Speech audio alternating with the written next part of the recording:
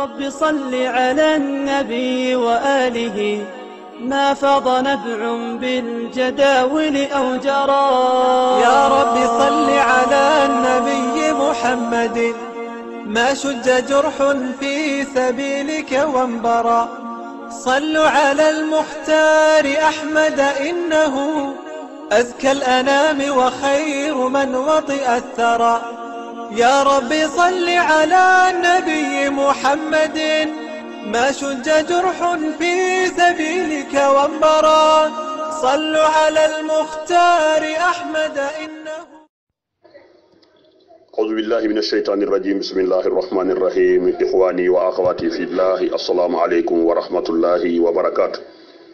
مسيبة moɓe meɗen moƴƴinanɓe ngal ɗo dental haray en weltani ka ɓen salmini kala tawaɗo e ngal ɗo dental e kala mo faalaɗo tawede mo Allah newnali Allah newno tawe fi ɓeydodirgol ɓangina haqiqa. iɗen andi qur'anul karim hino yewti en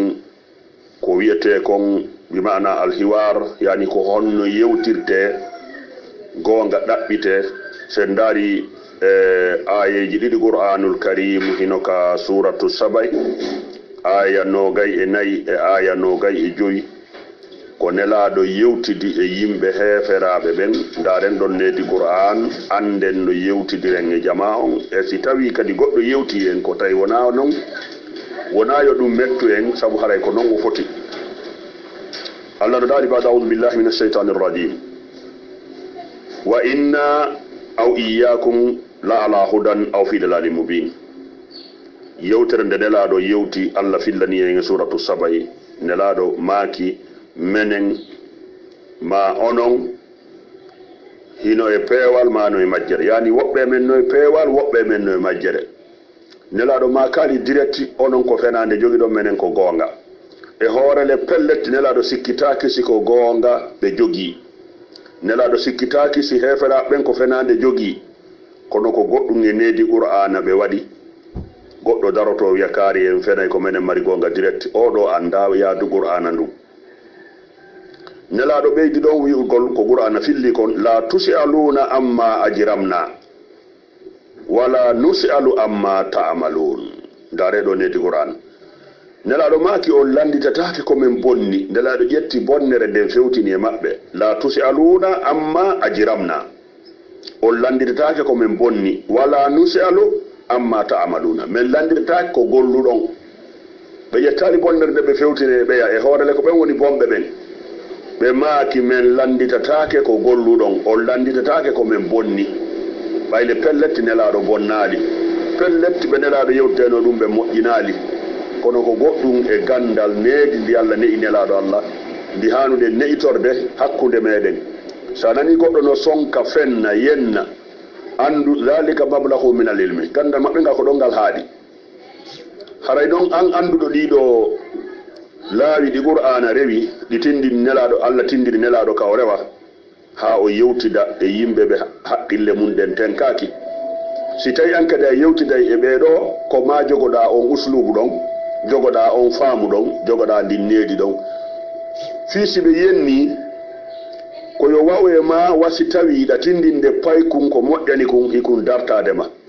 ma hiɗa faala humude ñalahol kol memali ɓoggol ha hande kol anda goɗɗo kol jogaka ha hande ɗa haɓɓiti a jogoto kol wona e juuɗe kol wa'a waɗi e ñalbi. a wakkiloto dampede, a wakkiloto jurede, a wakkiloto wippitede, a wakkiloto ƴakkede lince. sa wiya faala ka ɗum fof a mematakol. ɓeɗo kasi tawi a faala hollude ɓe haqiqa alul bayti, koma wakkiloɗa yennede, wakkiloɗa piyede, wakkiloɗa raɗede. ɓayima a imma en fof ko sayindinaɓe. iɗen andi mo inni jokka yimɓe gonga ɓen o wakkiloto hoyre yimɓe fenade ɓen. seede muɗum yiyetinoke nga fuɗɗode haala o hiwaru waɗaɗo ɗo wona hiwaru bayna sunna wa shia, ko hiwaru bayna shia wal wahabiya. ndaren ɗo konngudi karamo kojo rekonisaɗo fottanaɗo ko ñentinteɗo ka ahlu sunna wal jamaa ko yewti fi ahlul bayt. ɗum ko hombo ko imamuna shafa'i radiyallahu anhu. imamu shafa'i, iɗo andi imamu shafa'i ko kanko woni imamujo tataɓo on ka mazahibul arba. mazahibul arba noon ko ɗin woni mazahibu ahlu sunna wal jamaa. ɗin ɗon wona madahibul wahhabiya ndareɗo imamu Shafi'i iɗon andi wona hande goɗɗo fuɗɗa wiyeede rafida si tawi tun a yiɗi ɓen guura nelaɗo Allah nden ɓe Allah daari laɓɓini ɓen ka suratul azabi si a yiɗi ɓen pellette a heɓay ko sonka ɓawa ma innama ko a rafida ɗum ngol ɗon konngol wiyeede rafida ta goɗɗo mettin ɗum ko shi'aru maɓɓe on non imamu Shafi'i alayhi radiyallahu anhu o maaki on ɗum idha nahanu faddalna aliyan fa innana rawafida bitafdil inda dhabil jahli ya subhanallah imam Shafi'i maaki si tawi en ɓurni ali kisamɓe wiya e rafida ka homɓe wiyata en ɗum nun ko inda dhabil jahli ko jomiraɓe majjere en e jakka noon ɓe wonɓe wiide rafida fiiɗen yiɗi alul bayti e jaa ko juhaalu ko yimɓe majjuɓe si tawi noon an hiɗa andi ko jahilu wonma e wolude ɗum na ya wattu hoorema jahilu an kadi yennano ɓe yennita noon si tawi wahabiyajo on yenni shi'ajo on yenni haɗa shi'ajo on anda ko jokki par ce que wona ɗum ɗon woni needi ndi ahlul bayti ne imo ndin imamu Sadiq alayhi salam ɓe makuno ɓe yeeti talibajo maɓɓe no wiye Abou Basir o maaki imamu kaari en no yennude men no aybinde men imamu Sadiq maaki yahe heɗo ɗon ɓen ko ɓen heɗoto ɗon ko gañoma on wolata ko woni hoore makon si ɓe woli ko wonduɗon tawina ko moƴƴi itton si tawi koko moƴƴi ɓe tooñi on ko ɓe wi ɗon waɗi kon waɗa weltanoɗon Allah andi toon junubaji mon ɗimɓe ɗon ndi tike ɗi si tawi si a joni no mari hakkil bakkatu ber ko mari ko fo wahabiye rondoto naɓora yawmal qiyama nde mo daroyo dargal tawa mara junubi par ce que ɓe moƴƴina e penale ɓe inventa ɓe yetto maɗa mari qur'anare goo duuɓi wulure temen nayyi capantati e jeenayyi de yaka taw ɓe yettoma yennayyi sahaba ɓen ɓe yetto yani ko tawata waɗali ha hande an kadi na ya sakkin ɗum ko ya anduto wakkatuji maɗi hiɓe rondanade maɗi sinelaɗo maaki wa inna aw iyyakum la ala hudan aw fi dalalin mubin menen ma onon woɓɓe men no e peewal woɓɓe no e majjere nelaɗo no wawno wiide menen meɗen feewi onon ɗo majji ɓay ko ɗum woni nder ton kono na noon ɓe yewtiri nam imamu Shafi'i o ɓanginani en ɗo e jakka feññingol ɓural imamu Ali ka majjuɓe ɓen to ko ɗum wiyete rafida yagal kanko imamu Shafi'i non o maaki qalu taraffadita qultu kalla marrifudu dini wala itiqadi lakin tawallaytu duna shakkin khayra imamin wa khayra hadi in kana hubbul wasiyyi rifudan fa innani afadul ibad imam Shafi'i maaki woɓe inni a waɗi rafida o inni mi wonali rafida na dina an non nafi ɓande an ko woni tun non mi iwtiri ɓaawo ko sikke wo ala ɓurɗo moƴƴude e imamu ɓen e ɓurɗo fewde on o wi si tawi noon yiɗugol mo nelaɗo wasiyi on ko rafida yagal haray ko min ɓuri wonde rafida e jeyaɓɓen imam Shafi'i maaki ɗum ko deftere ahlu sunna wal jamaa wiyetende honno al fusulil muhimma fi marifatil a'imma koye nden deftere wonde nge daarude ƴette ndi yewtereji ko hombo windi nde ko cheikhul imamul allama wal baharul fahama ɓe innamo ibnu sibbakil maliki feƴƴindo hitande 855 hijriya kanko imamu Shafi'i o maaki kadi in kana rifudan hubbu ali muhammadin falyasi haddu sagalani anni rafidiyu si tawi ko wiyete rafida yagal ko yiɗugol ɓe nguura nelaɗo ɓay sa yiɗi ɓe nguura nelaɗo yimɓe majjuɓe ɓen wiyetema ko a rafida o wi haray yo tagore nde yimɓeji inna fof seedo ko mi rafida imamu Shafi'i est ce que ɗo heɓati faɗi kongude hunduko wahabiyajo ko ɗum waɗi simi inni wona ahlu sunna e shi'a woni wadde munagata ko shi'a e wahabiya nam kanko imamu Shafi'i o continue yewtere makko ko deftere makko o maaki idha fi majlisin zakaru aliya wa sibutayhi wa fatimata zakiya yuqalu tajawazu ya qawmu anhu fahadha min hadith ar-rafidiyya baritu ila al-muhaymin min unasin yarawna ar-rifda hubba al-fatimiyya allahumma salli ala muhammadin wa ali muhammad nam imam Shafi'i maaki wo saare wi ka dental mooɓi hiɓe yewta fi ali e siwtaɓe makko ɓen alhasana wal husayni e nene fatimatu zakiya yiya kisam majjumɓe no na feƴƴe ko hono yo jama ko hadisa ko yewtere rafida wona yewtede ɗo. Imamu Safayi maaki min noon mi dandike e Allah mi torike yo Allah dandan e ɓe yimɓe yiwɓe ko woni rafidayagal ko yiɗugol Fatima pelletti ka wahhabiyankoɓe ɓen si a yiɗi nene Fatima geɗal nelaɗo Allah on mo nelaɗo maaki Fatima bid'atu minni yudini ma yudiha man ahabba Fatima ibnati faqad ahabbani wan man abghadaha faqad abghadani. Sahih Bukhari. Nelaɗo maaki Fatima ko huyde yunde am min Muhammadu kala ko tampini Fatima tampinaylan yiɗuɗo Fatima ɓiɗɗo an on wo haray mo yiɗilan añuɗo mo wo haray no añilan. Wahabiya fotti yiɗugol Fatima ko rafidayagal yaltina l'islam. Wahabiya fotti yiɗugol Fatima geɗal nelaɗo Allah yiɗa al-Hasana wal Husaini rahianatu rasul wa sayyida sibabu aljanna yiɗugol ɓeɗo ɓe nelaɗo maaki kala gorko sagata nato aljanna ko Al-Hasana e al-Husaini woni koho makko. Nelaɗo maaki uhibbuhuma min miɗo yiɗi Al-Hasana e al-Husaini wa uhibbu man ahabbahuma miɗo yiɗi kala yiɗɗoɓe. Wahabiya wi yiɗɗoɓe ɗo o woni rafida o natta aljanna ko ɗum andirton wahabiya wona dina nelaɗo sallllahu alayhi wa sallam woni gollirde. Joni noon si ɓe yenni fi fenade no buuma ɗo heeɓi duuɓi wulure goɗɗum nde wirtama ɓe yenni wona onon kadi shi'aɓe jokkuɓe nene Fatima jokki Imamu Ali Imamul Hasan wal Husaini jokki nelaɗo sallllahu alayhi wa sallam na yo yennu par ce que ta yon hakkille mon ɗen fotuwa hakkille maɓɓe ɗen sina ɗum ara mere wonɗen e wowlande nelaɗo ferama kaaje nelaɗo soppama nelaɗo maka Allah fewnuɓe ɓe andalan ɓeɗo kadi ko non wayi ɓe anda ko homɓe woni alu bayti nabiyyi haray tigi tigi on wona yon wiw kadi on yewdata e maɓɓe na yoɓe yennu kadi wi on onon yewtatande kadi ma ɓe yenna yennon haray tigi tigi an a famali. Haray ɗo ko ɓanginan gollen wondema ko enen e wahabiya woni wadde munagasa na enen e ahlu sunna. Ndare Imamu Safayi no waɗi yewtere o maaki ya ala bayti rasulillah kafakum min adimi sani annakum man lam yusalli alaykum la salata la. Allahumma salli ala Muhammad wa ali Muhammad. Imam Safayi maaki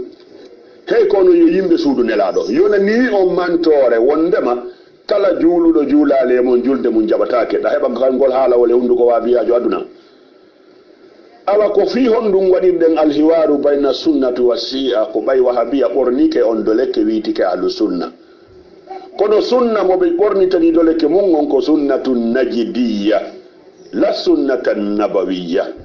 to gandi ko sunnatu najidi e sunnatu nabawi fo ɓe wiide ɗum sunna kono sunna nelaɗo on ko sunna sa jokke mo heɓay hakkille a heɓay faamu a heɓay needi a anday no naɓitira yimɓe wona hoyre wona piiro wono Allah wiiri noon o du ila sabili rabbika bil hikma noddir laawol Allah ngol hikma faamu nunɗal wal mawidati l hasana e waaju moƴƴo Allah wiyaali noddir hoyre noddir huɗugol noddir piiro andi on ɗon sa yaari ɗon haɗa lundike Qur'an. Joni noon yewtere men nden ko wonno e yaade ko fi khalifatul awwal ko ɗum wonde nde yewtede balɗe feƴƴiɗo ɗo akkinoɗo lontade on ɗum ko hombo Aboubacry radiallahu an hande ɗen hombride e on nden yewtere ɗon lettere ji ɗiɗi no winda tawata ko winduno lettere ji ɗin go'o ko tawanoɗo nde lontal ngal waɗata fewndo nelaɗo ɓay nelaɗo feƴƴini tawanoɗo ko lontal ngal waɗata on no sifano en ɗo konno ɗum feƴƴiri hombo woni on ko Muawiya bun Abi Sufyan e hombo kadi immo on ko ɓiɗɗo lontiɗo aranal ngal on hombo lonti ara ɗum ko Sayyidina Aboubacry radiyallahu anhu ɓiɗɗo makko wiyeteɗo Muhammadu bun Abi Bakri Muhammadu bun Aboubacry kañum e Muawiya bun Abi Sufyana ɓe sifanto en lontal ngal si tawi Imamu Ali no toña e so toñaka e deftere honde deftere karamakojo ahlu sunna wal jamaa wiyetende Muruju Zahabi wa ma'adinil jawhari ko windinde ko Abil Hasan wiyeteɗo bun Muhammad bun Aliyul Mas'udi ɓeyna Muruju Zahabi lil Mas'udi oɗo karamakojo sifanto en jibinaɗo yani feƴƴindo hitande 346 hijriya 346 hijriya oɗo feƴƴini windude nde hari wahabiya siwaka tagi e aduna on ɓay wahabiya ko 1150 hijri fuɗɗi yaltude e hoore leydi ndi ino nodda ko 1111 hijiri karan ko maɓɓe jibina ko 1150 hijiri o fuɗɗi wadde daawa wiyeede wahabiyaji heɓite hoore leydi ndin ko 1150 hijiri te nelaɗo feƴƴi heɓi duuɓi wulure temdere capanɗe joyi so wahabiyaji fuɗɗi jindude hoore leydi ndi e yiltoto e tarikaji ɗi no windi oɗo noon kanko ko feƴƴini ko hitande 346 hijiri sen daari gila oɗo feƴƴini addi fewndo ka wonɗen ɗo 1439 en itti ɗon 346 duuɓi wulure e capantatati 1033 ans gila oɗo maayi 1033 ans ko oɗo won windi lettre ji ɗin ko Muhammad ibn Abubakar windanno Maawiya windi tani Muhammad ibn Abubakar ɓe sifo ko onno Imam Ali toñira ɗo na shiyajo woni wolude na wahabiyajo wona wolanede wadde ñande ko yete wahabiya kon ala e hoore leydi haɗa ɓe siwa hewtu joni noon lettre arano on Muhammad ibn Abubakar windani Maawiya ɓay Imam Ali yetti lontal ngal Imam Ali fuɗɗike sansude gouvernel ji ɗin ka région ji ha ɓe hewti Maawiya saami ɓe falama ittude Maawiya saami ɓe lontina goɗɗo Maawiya darti wi na an lamminnomi ɗo awa talan follude probléme on fokkittani guere Muhammad ibn Abubakar on ko ɓiɗɗo Sayyidina Abubakar reedu mo windani noon Maawiya lettere andintingol mo ko kanko woni hombo andintinamo ko Ali woni hombo mahenge lettere on bismillahi rrahmani rrahim Muhammad ibn Abubakar ɓay o windi lettere on o wi'i min Muhammad ibn Abubakar ila al-ghawi Muawiya o wi ko min Muhammad ibn Abubakar ha e o bewɗo ha e o majjuɗo wiyeteɗo Maawiya ila al-ghawi haade o majjuɗo wiyeteɗo Maawiya bun Sakar amma bad o wi fa inna allaha bi azamatihi wa sultanihi khalaqa khalqahu bila abatin minhu Allah tagi tagu ngun e mangu makko e doole makko e hoore na fiijugo ɗo tagiri tagu ngu kono lettere woni no wonde nge yarude wala da'fin fi quwwati wala hajatin bihi ila khalqihin walakinnahu khalaqahum abida o wi Allah na lo'ere makko o tagiri tagu ngun sakkone ko ɓe wallumo wona haaju o mari tagu ngun ha o tagi ɓe bal o tagiɓe fiijuɓe won maccuɓe makko wa ja'ala minhum ghawiya wa rashida wa shadiyan wa saida kanko Muhammadu Abubakar o wi Allah tagi tagore nde waɗi groupe aji waɗi ɓeya majjuɓe waɗi ɓeya fewɓe waɗi ɓeya malkisaɓe waɗi ɓeya malaɓe summa ikhtara ala ilmin kanko Allah o suɓori gandal wastafa wantakaba minhum Muhammadan o suɓi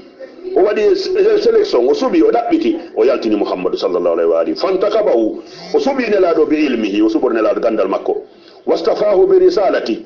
o suɓori nelaɗo nelal makko ngal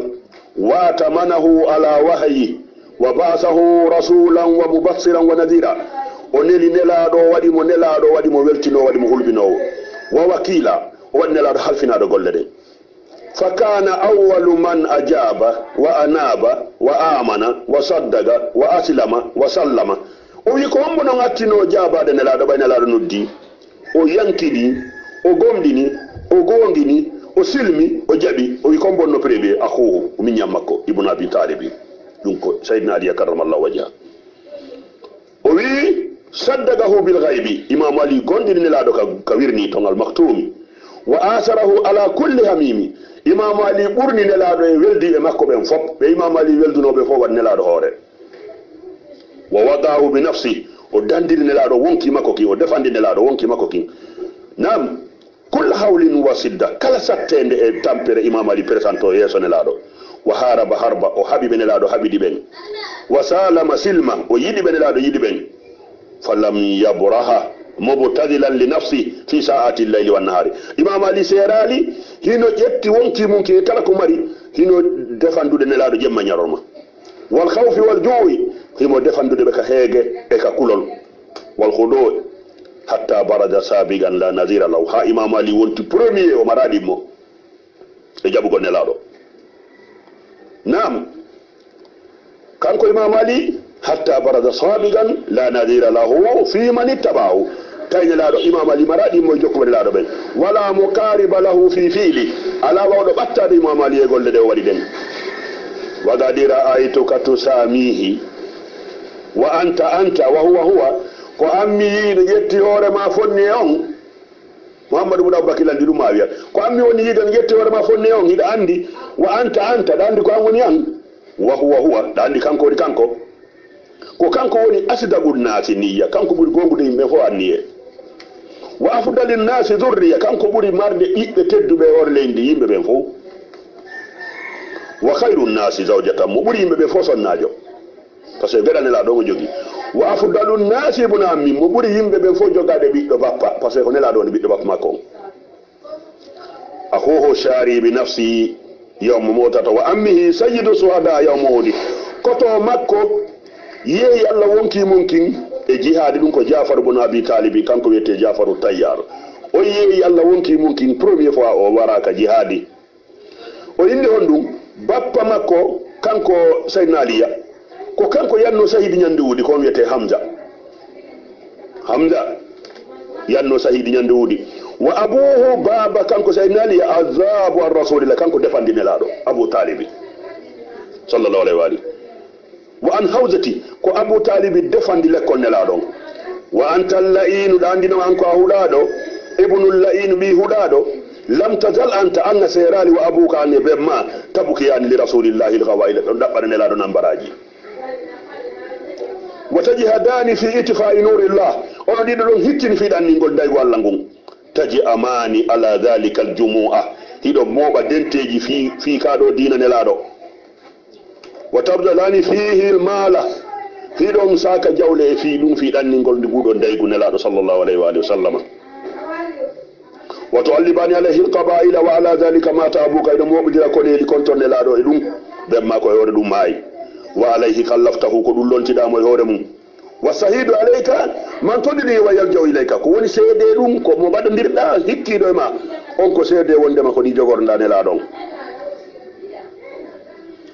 min baqiyatil ahzabi e feddeji luttuɗi war wasa'il nifaqi e hooreɓe nafigal wa sahidu li aliyin ko hombonani ali seede ma a fadilihil mubinil kadimi kanko e ɓural makko ɓangungal ardingal ansaruhu wonnoɓe wallude ɓen alladina maahu wa hum alladina zakarahumullahu bi fadlin ɓen wondunoɓe saydna aliya wonɗomo e wallude ko ɓen allah yewti ɓuure muɗin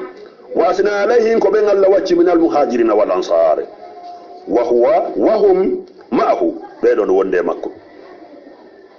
yarawna alhaqqa fi itibaihi ɓe kamɓe ɓe koɓe tawi gonga kan ko jokkugol saydna aliya sabuna ko kanko nelaɗo acci e jokke wa sadaa fi khilafihi malki sadde nden ko lundagol bo fa kayfa ya lakal waylu muhammadu bun abbakir wo ko honno bone wonanima taadilu nafsaka bi aliyin a fonnay hoorema e ali wa huwa warisu rasulillahi kanko ron nelaɗo allah sallllahu alayhi wa alihi wa wasi kanko ni wasi e nelaɗo allah wa abu waladi kanko woni baba ɓiɓe makko ɓen awwalu nnasi islama kanko atti yimɓe ɓe foppu silmude nam wa adrabihim bihi ahda kanko ɓuri ɓaɗade yimɓe ɓe fo ahadi e nelaɗo kanko e nelaɗo sakkiti yewtudude nam on tuma kanko mouhammadou bun aboubacry o wi wo waɗu wal yumdidu ka ibn al-as fi riwayatika yo umar ibn al-as ɓeydane ka ɓewre ma par ce que ko woni conseiller ma on yo ɓeydane ka ɓewre ma wa alamu annaka innama takidu rabbuka andu ko wonɗa yewtude ko andu ko wonɗa wenjude andu ko wonɗa janfade ko joomi ma allah taguɗo ma on kanko o inni fahu walaka bil mirsadi allah noon habbimaka lawol imo habbimaka dambugal lettre mouhammadou bon abi bakir on windiɗo ka deftere wiyetede muruju zahabi ka juju go'abo sengo nogay ha ka nogay e goo jogiɗo nde woyo ndaɗum ko ɗum ɗo mouhammadou bon aboubacry yewti Muawiya kañum kadi noon jaɓitimo kanko Muawiya o wi hon ɗum o wi min Muawiya bun sakar ila zari ala abihi Muhammad bun abi bakr o wi ko min Muawiya lettre woni yiwde mum no yaade o ƴagganɗo ɓe mum wiyeteɗo Muhammad bun abi bakr amma baad faqad yatani kitabuka wo lettre ma on hewtilan tadhkuru fihi mallahu ahlu hiɗa yewta toon allah no woniri noon tigi fi azamatihi wa qudratihi wa sultani fi mangu makko e doole makko e teddungal makko وما اصطفى به رسول الله صلى الله عليه وآله مع كلام كثير يقول الله سبحانه لكم يهالا بوجد يوليتم مع كلام كثير لك يهالا ما بوجدتم فيه تضعيف يعني لك فيه تضعيف حالك توانك هيك لئمان ولأبيك فيه تانيف حالك توانك ونند بما كانوا بما نقول لرنجاقو ما ويويدو o wi lettre mo indu daw no wona ma jaasere an no wona ni be ma golle jaggu to kanko atti bonnude programme o wi zakarta fihi fadla ibn abi talib ayewti to mbure ali ibn abi talib wa qadi musaba sawabihi e ardagol makko ngol wongol makko premier du fo ayewti wa garabatu ila rasulillah e ko badondiri e nelaado ko fo ayewti wa muwasatu iya e kanko nelaado ko beyti ndi tawla ko fo ayewti fi kulli hawlin wa khawfin e kala ko dan defandi nelaado e kulol e tampere fa kana ihtijajuka alayya wa aibuka li bi fadli ghayrika la bi fadlika o ni o dalil ko adduda yankon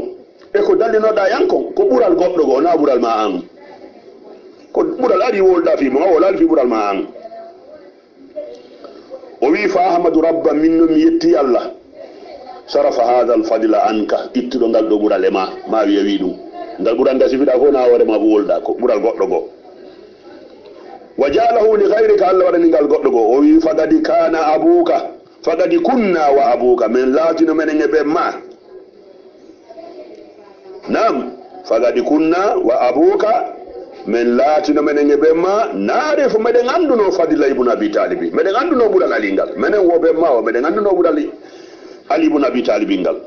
wa hadahu laziman lana mabruran alaina tawi hadde makko no jokki men meden hani wadde hino tabiti kadi hoore men ko be men wada meden anduno dum falamma ikhtara Allah li nabiyhi alayhi salatu wassalamu ma indahu o yibay Allah subhanahu wa ta'ala do yahugol ka makko woni feddi ngongol wa atamma lahu ma wa'ada o timmina nelado ko fodi makon wa adhara da'wata nelado ti bangini noddanu mondum wa ablaja hujjata nelado fenyini dalilji mondin wa gabadahu Allah ilayhi salawatullahi alayhi wa salam Allah yetti nelado nattika mudum yo jon ikisi e wonde hoore nelado kanko ma wi'awi fa kana abuka bemma non lati wa faruguhu e farugu makko dum ko maru benta farugu bemma e farugu mon wonno awwalu man ibtaja qaw ko do wonno premier jattudo droit aliyon hadde aliyon ko do wonno premier jattudo hadde aliyon wa khalafahu ala amrihi ko kanko woni premier lundagol ali e fiyake makko ala zalika ittafaqa ko dow dum abubakar e farugu mon fottuno wattasaga be jogondiri hoore dum don ko odo ko mawiya woni wolde tumma innahuma da'awahu refti kambe dido non abubakar umar be noddi non ali ila bayatihi ma yo aro wotanabe fabta anhuma o sali yawdo natto netti yaw gongol few o sali jabude yawgol wotanabe watalakka alayhima yani o jogiti hoore makko e fi mabbe mawiya wi fahamma bihil humuma be himmani mo non piiji buyi be ebbani mo e bori wa arada bihi lazima be falana mo piiji buyi bondi mawnudi o wi jon non walawla ma fa'ala abuka ma wi sina ko bemma wanno don kon jattugol haqqe ali on kanko e farugo bakon be darto gonga makko kan be lundo fiyake makko min qablu ko atti ma khalafuna ibn abi talib ben kambe watana mo lundade ko bemma fuddi awi yarni men ari men tetti men nyami wala salimna ilayhi men jebbilantono abu ibn ali ibn abi talib walakinna kono menen noene lutube men pay ko ra ayna abaka men yibemma fa ala zalika bemma wadi dum bihi e makko kanko ali min dabudina ko adi men fa akadina bi mislihi men kambe jettirino wadi non tigi o wi faibu abaka yahu aibina bemma ma wi jabi muhammadu wa bakir aibi bemma ko bemma ti bonnude murandum bizalika wadi dalika wassalamu ala man anaba o wi wo kisiye woni do kala tubudo rutti e ko wani wa khawati fillah ido letterji ko letterji banginandi en ko dum feddi ko deftere wetende muruju zahabi lil mas'udi karamo kojo feƴƴindo gilla duuɓi wulude capantati tati hikka karamo kojo sunna windi de o ɗo no ɓirri gonga est ce que o haqiqa ɗo no heɓo hunduko wahabiyajo wona yon tampi hoore mon yewte haqiqa on ɓe yenna on nanoɓe nana ko ɗum si Allah daali fa zakkir in nafaati zikra andirte si andirtigol ngol nafay kono Allah daali yeeso ɗon saya zakkaru man yahsa e nder hen ko yennoɓe yennata ko fof heɓoto toon jaɓoɓe heɓoɓe toon nanoɓe gonga jaɓa haray wan akhiru da'wana anil hamdulillahi rabbil alamin wassalamu aleykum wa rahmatullahi wa barakatuh.